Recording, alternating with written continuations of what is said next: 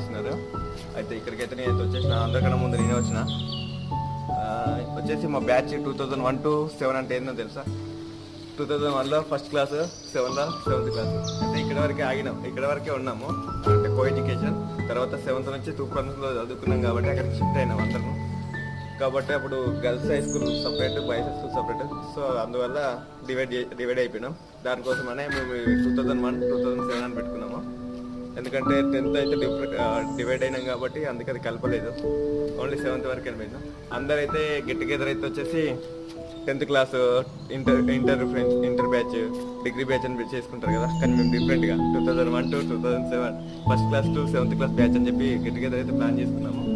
ఇప్పుడైతే మా ఫ్రెండ్స్ అందరు వస్తారు. వచ్చిన తర్వాత మీకు మా HBIS అఫీషియల్ బ్లాగ్స్లో అయితే మీకు ఫుల్ వీడియో అయితే పెడతాను. చూడండి ఈరోజు ఎట్లా ఉంది అదంతా చూడండి. Please like and subscribe, share.